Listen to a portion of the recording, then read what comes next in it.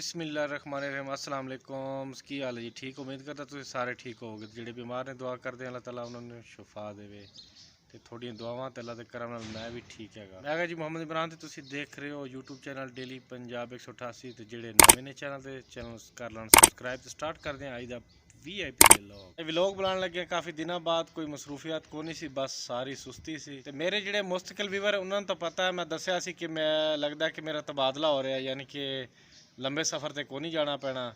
ਤੇ ਅਲਹਮਦੁਲਿल्लाह ਕਨਫਰਮ ਹੋ ਗਿਆ ਤੇ ਲੰਬੇ ਸਫ਼ਰ ਤੇ ਕੋਈ ਨਹੀਂ ਜਾਣਾ ਪੈਣਾ। 500 ਕਿਲੋਮੀਟਰ ਦੀ ਜਾਨ ਛੁੱਟ ਗਈ ਤੇ ਹੁਣ ਜਾਵਾਂਗੇ ਮੱਕਾ ਪਾਕ ਤੇ ਮੱਕਾ ਪਾਕ ਹੀ ਰਵਾਂਗੇ। 5 ਦਿਨ ਉੱਥੇ ਰਵਾਂਗੇ ਤੇ 2 ਦਿਨ ਤਾਇਫ ਵਿੱਚ। ਸਫ਼ਰ ਤੋਂ ਛੁੱਟ ਗਈ ਜਾਨ, ਲੇਕਿਨ ਟੈਨਸ਼ਨ ਬਣੀ ਹੋਈ ਹੈ ਕਿ ਉੱਥੇ ਸੈਟਿੰਗ ਕਿਵੇਂ ਹੋਏਗੀ, ਕਮਰੇ ਦੀ ਸੈਟਿੰਗ ਕਿਸ ਤਰ੍ਹਾਂ ਹੋਏਗੀ, ਕਿੱਥੇ ਰਵਾਂਗੇ ਜਾ ਕੇ, ਬੜੀ ਟੈਨਸ਼ਨ ਲੱਗੀ ਹੋਈ ਹੈ। ਚਾਹੇ ਕਿ ਉੱਥੇ ਪਹਿਲੇ ਇੱਕ ਡਰਾਈਵਰ ਹੈਗਾ ਤੇ ਮੈਂ ਵੀ ਜਾਣਾ ਤੇ ਇਕੱਲੇ ਰਹਿ ਕੇ ਆਦਤ ਬਣੀ ਪਈ ਹੈ ਤੇ ਥੋੜੀ ਟੈਨਸ਼ਨ ਬਣੇਗੀ ਬੰਦੇ ਨਾਲ ਰਹਿੰਦੇ ਹੋਏ, ਕਿਉਂਕਿ ਉਹਨੂੰ ਸਮਝਣਾ, ਉਹਦੇ ਲਹਿਜੇ ਨੂੰ ਸਮਝਣਾ ਤੇ ਥੋੜਾ ਜਿਹਾ ਟਾਈਮ ਲੱਗੇਗਾ।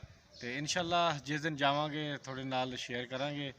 ਤੇ ਵਲੋਗਿੰਗ ਵੈਸੇ ਵਿੱਚੋਂ ਨਾਗੇ ਹੋ ਰਿਹਾ, ਲੇਕਿਨ ਕੋਸ਼ਿਸ਼ ਕਰ ਰਹੇ ਹਾਂ ਕਿ ਨਾਗੇ ਨਾ ਹੋਣ, ਕਿਉਂਕਿ ਕਮਰੇ ਤੇ ਪੈ ਰਹੇ ਨੇ ਜੀ, ਇਸ ਵਾਸਤੇ ਵਲੋਗਿੰਗ ਹੋ ਨਹੀਂ ਸਕਦੀ। ਤੇ ਉਰਾਂ ਪਰਾਂ ਜਾਂਦੇ ਕੋਈ ਨਹੀਂ ਤੇ ਇੱਥੇ ਰੋਜ਼ ਇੱਥੇ ਬਹਿ ਕੇ ਤੇ ਵਲੋਗ ਕਰ ਨਹੀਂ ਸਕਦੇ, ਤੁਸੀਂ ਵੀ ਬੋਰ ਹੋ ਜਾਓਗੇ ਕਿ ਕੀ ਗੱਲਾਂ ਕਰ ਰਹੇ, ਤੇ ਅਸੀਂ ਵੀ ਇੰਨੀਆਂ ਗੱਲਾਂ ਨਹੀਂ ਕਰ ਸਕਦੇ ਕਿ ਰੋਜ਼ ਨਵੀਆਂ ਗੱਲਾਂ ਕਰੀਏ।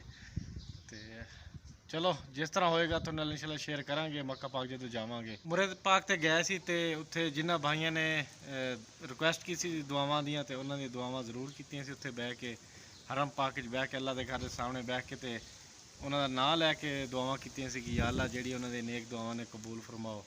ਤੇ ਮੈਨੂੰ ਉਹਨਾਂ ਨੇ ਰਿਕੁਐਸਟ ਕੀਤੀ ਹੈ ਤੇ ਉਸ ਤੋਂ ਬਾਅਦ ਜਿਹਨੇ ਦੋਸਤਾਂ ਨੇ ਰਿਕੁਐਸਟ ਕੀਤੀ ਹੈ, ਇਨਸ਼ਾਅੱਲਾ ਨੈਕਸਟ ਟਾਈਮ ਜਾਵਾਂਗੇ ਤੇ ਤੁਹਾਡੀਆਂ ਦੁਆਵਾਂ ਪੈਗਾਮ ਵੀ ਦੇਵਾਂਗੇ, ਦੁਆਵਾਂ ਵੀ ਕਰਾਂਗੇ।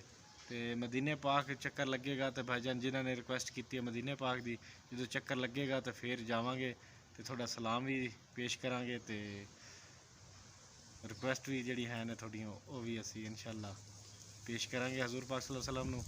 ਹਾਂਜੀ ਜੀ, ਇਹ ਹੈਗੀ ਸਾਡੀ ਫੇਵਰੇਟ ਜਗ੍ਹਾ। ਅਸੀਂ ਅਸਰ ਤੋਂ ਮਗਰਿਬ ਤੋਂ ਬਾਅਦ ਮੈਂ ਆ ਕੇ ਬਹਿੰਦਾ ਹੁੰਦਾ ਤੇ ਅੱਜ 5 ਵੱਜਣੇ ਵਾਲੇ ਨੇ, 5:30 ਦਾ ਟਾਈਮ ਹੈ ਤੇ ਹਵਾ ਚੱਲੀ ਹੋਈ ਸੀ, ਠੰਡੀ ਠੰਡੀ। ਤੇ ਮੈਂ ਕਿ ਇੱਥੇ ਆ ਕੇ ਬਹਿ ਗਿਆ, ਨਹੀਂ ਤੇ ਮੈਂ ਮਗਰਬ ਤੋਂ ਬਾਅਦ ਆ ਕੇ ਇੱਥੇ ਬਹਿੰਦਾ ਹੁੰਦਾ। ਹਵਾ ਠੰਡੀ ਠੰਡੀ ਲੱਗਦੀ ਹੈ ਇੱਥੇ ਤੇ ਬਹੁਤ ਸਕੂਨ ਆਉਂਦਾ।